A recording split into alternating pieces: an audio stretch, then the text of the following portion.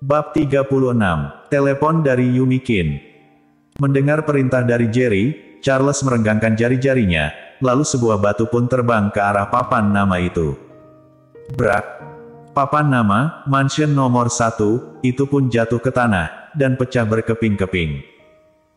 Para karyawan di dalam masih belum menyadarinya, tiba-tiba mereka melihat papan itu pecah begitu saja, seketika wajah mereka pun berubah. Apa yang ingin kalian lakukan? Seorang pria yang mengenakan tag manajer tampak marah. Minggir! Charles maju ke depan, dan langsung menendang manajer itu. Brak! Sebuah suara yang besar terdengar, manajer itu menabrak rak alkohol yang ada di belakang resepsionis. Alkohol mahal dalam rak itu pun jatuh dan pecah, air alkohol memenuhi lantai di sana. Ini adalah waktu di mana bisnis mereka sedang ramai-ramainya, melihat ada yang datang membuat onar, orang-orang pun segera pergi dengan panik, namun tetap saja ada tidak sedikit yang nyalinya cukup besar, mereka berdiri di kejauhan untuk menonton pertunjukan. Siapa kalian? Beraninya membuat onar di mansion nomor 1, benar-benar tidak tahu hidup dan mati. Datang belasan orang pria kekar dari lantai atas. Pria kekar yang memimpin mereka mengangkat tongkat di tangannya sambil berteriak pada Jerry. Jerry melihat ke arah pria kekar itu dengan lucu sejenak, sepertinya dia adalah orang yang baru saja direkrut oleh Shaun. Kemarin malam baru saja dia membuat onar di ini, tapi para pria kekar itu tidak mengenali dirinya. Mansion nomor 1, memangnya hebat. Jerry tertawa dingin. Sial, hajar dia. Sang pria pemimpin berteriak marah. Ia membawa belasan orang berlari ke arah Jerry dan Charles dengan membawa tongkat pemukul di tangan mereka. Tanpa perlu perintah dari Jerry, Charles sudah langsung menyerbu mereka. Tubuhnya bergerak dengan sangat cepat di antara mereka. Dalam satu tinjuan, brak, seorang pria kekar pun terpental keluar. Serangan-serangan berikutnya juga begitu, sangat cepat dan gesit. Dalam beberapa detik saja, belasan pria kekar itu sudah terkapar di atas lantai. Semua orang menatap Charles dengan penuh ketakutan. Satu orang mengalahkan belasan pria kekar, hanya dalam beberapa detik pula. Apa dia ini manusia? Yang tidak mau mati, cepat minggir. Hari ini aku datang, hanya untuk mencari Shaun Xiong, kata Jerry pelan, lalu ia pun membalikkan tubuhnya dan duduk di depan bar. Shaun yang ada di mansion nomor 1 lantai teratas, sedang berhura-hura bersama dengan segerombolan orang di dalam ruang chip. Seorang pelayan muda tiba-tiba masuk ke dalam ruangannya. Kak Shaun, gawat, mereka datang untuk membuat onar lagi, kata pelayan muda itu dengan panik. Sial. Shaun mencengkram leher pria muda itu, lalu berkata marah, katakan dengan jelas, mereka siapa? Dua orang yang kemarin malam datang, kata pemuda itu dengan wajah pucat. Apa? Shaun langsung melemparkan tubuh pemuda itu, lalu berteriak marah, bukankah mereka sudah kecelakaan? Demi membuat sebuah kecelakaan, dia telah bersusah payah, dia juga sudah memberitahu orang-orang dengan bangganya, kalaupun Jerry tidak mati, setidaknya dia juga akan cacat, kenapa semua berbalik secepat ini? Sial, aku ingin lihat, apa kau benar-benar kuat tak tertandingin, beraninya membuat onar di tempat kekuasaanku. Shaun tampak sangat marah. Ia membawa orang turun ke bawah. Saat ia membawa anak buahnya tiba di lobi, seisi lobi sudah seperti kapal pecah, suara bantingan yang keras masih terdengar, dan yang membuatnya marah adalah, orang-orang yang melemparkan barang-barang yang ada di sana, adalah orang-orangnya sendiri. Hentikan semua, Shaun benar-benar naik pitam, ia berteriak dengan keras. Teruskan, siapa yang berani berhenti, akan kubanting.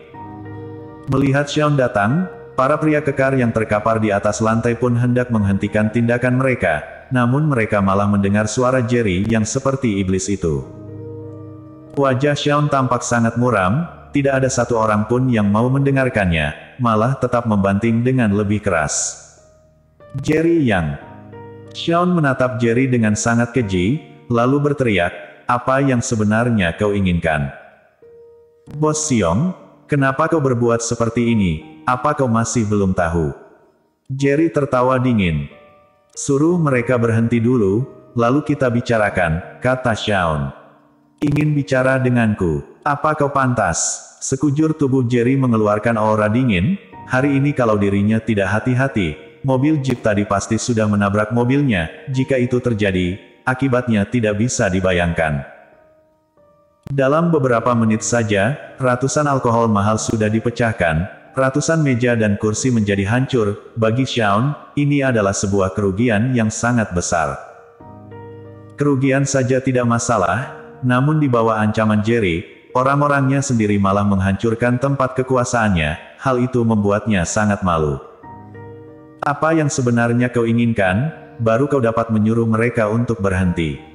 Shaun menarik nafas dalam-dalam, berusaha untuk berkata dengan tenang. Kau sudah ingin merenggut nyawaku, sekarang masih bertanya apa yang aku inginkan. Jerry marah besar dan langsung melemparkan sebotol alkohol yang ada di meja bar. Brak! Botol kaca itu tepat mengenai kepala Shaun, alkohol dan darah bercampur menjadi satu di wajahnya. Semua orang terkejut bukan kepalang, dia adalah bos Mansion No. 1, Shaun Seong. Dia adalah anggota keluarga dari keluarga Seong yang besar di Jiangsu, yang dihancurkan bukan hanya tempat kekuasaannya saja, tapi juga kepalanya. Tarik dia ke sini, perintah Jerry. Charles segera berjalan ke sana, dan menarik Shaun yang terkapar di atas lantai bak anjing mati, lalu ia lemparkan ke kaki Jerry. Ini adalah kesempatan terakhir untukmu, kalau ada yang berikutnya, aku jamin aku akan membuatmu putus asa. Jerry menginjak dada Shaun, wajahnya tampak sangat dingin. Brak! Baru saja selesai bicara, Jerry langsung menendang Shaun, tubuhnya terpental belasan meter ke belakang, menabrak beberapa meja. Shaun pun langsung pingsan. Jerry dan Charles pergi dari sana, tidak ada seorang pun yang menghadang mereka, mereka hanya memandangi mereka berdua pergi begitu saja. Kak Jerry, si brengsek itu tadi hampir saja membunuh kakak ipar, kenapa tidak membunuhnya?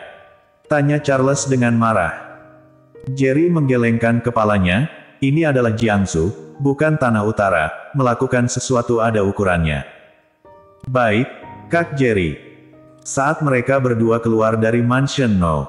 1, Shaun sudah tak sadarkan diri, para bawahannya segera membawanya ke rumah sakit. Jiangsu First People's Hospital, di dalam kamar rawat VIP, seorang pria berjas sedang memandangi Shaun yang masih dalam keadaan pingsan, wajahnya tampak sangat muram. Selidiki, apa latar belakang anak itu sebenarnya? Beraninya dia menyentuh putraku, dia cari mati. Kata Bobby Seong dengan marah. Baik, CEO Seong. Lalu sesosok bayangan pun pergi dari sana. Saat itu, Jerry sudah kembali ke puncak awan. Dia baru saja selesai mandi, dan menerima pesan WeChat dari Lacey, besok aku akan pergi kerja di grup Sanhe, dengan identitas sebagai karyawan baru, kau tidak boleh ikut campur dalam pekerjaanku. Melihat pesan itu, Jerry menggelengkan kepalanya sambil cemberut. Di puncak Starlight Garden Hotel waktu itu, Jerry sudah memberitahu Lacey identitasnya, dia juga mengatakan akan memberikan grup Sanhe pada Lacey, tapi Lacey menolaknya. Lacey bersedia bekerja di grup Sanhe, tapi siapa sangka dia malah ingin mulai dari posisi terbawah. Setelah memikirkannya sejenak, Jerry pun membalas, baik. Lacey bersedia untuk kembali ke grup Sanhe, itu adalah sebuah permulaan yang baik. Di sisi telepon seberang sana, melihat balasan Jerry, Lacey pun tersenyum tipis, lalu ia bergumam sendiri, aku akan berusaha sendiri untuk kembali memasuki posisi tinggi perusahaan. Keesokan paginya, Tuan Besar Qin yang masih ada di rumah sakit akhirnya mendengar sebuah kabar baik. Komisaris, kabar baik, grup Sanhe maju dan membantu keluarga Qin kita untuk melewati krisis. Mereka juga mengajak kita bekerja sama, keluarga Qin akan tertolong. Kata salah seorang karyawan lama di grup Qin dengan penuh semangat. Benarkah yang kau katakan? Tuan Besar Qin pun segera terduduk di ranjangnya dengan gembira. Orang itu juga sangat bersemangat sampai meneteskan air mata, ia menyodorkan selembar kontrak pada Tuan Besar Qin, ini adalah kontrak yang sudah ditandatangani oleh grup Sanhe. Setelah komisaris menandatanganinya, dan melakukan prosedur hukum, kontrak ini akan berlaku, segel di pabrik juga sudah dibuka, perusahaan-perusahaan yang awalnya menjauh dari kita, juga datang untuk mengajak kerjasama lagi. Haha, baik, baik. Tuhan memberkati keluarga Qin kita. Tuan Besar Qin sangat bersemangat sampai sekujur tubuhnya gemetaran. Pak, kali ini keluarga Qin dapat melewati krisis ini, berkat kerja keras Fred, kata seorang wanita paruh baya yang berdandan mewah tiba-tiba. Wanita itu adalah ibu Fred, Charlene Lin. Tuan Besar Qin yang baru saja merasa gembira itu tiba-tiba berubah muram mendengar perkataan Charlene. Apa kau juga ingin diusir dari keluarga besar? Kata Tuan Besar Qin dengan kesal. Charlene segera berkata, Pak, bukan itu maksudku, pikirkan saja, meskipun masalah Fred membuat keluarga Qin malu, tapi setidaknya juga mengiklankan keluarga Qin, kalau tidak juga tidak mungkin ada banyak perusahaan yang mengetahui keluarga kita. Pak, kumohon beri Fred satu kesempatan lagi, dia pasti tidak akan membuatmu kecewa. Benar, Koisaris. Meskipun masalah Fred membuat keluarga Qin malu, tapi dia juga karena dijebak, dan sekarang Anda hanya memiliki satu keturunan murni saja, yaitu Fred. Kalau Fred diusir dari keluarga besar, bagaimana keluarga Qin kelak?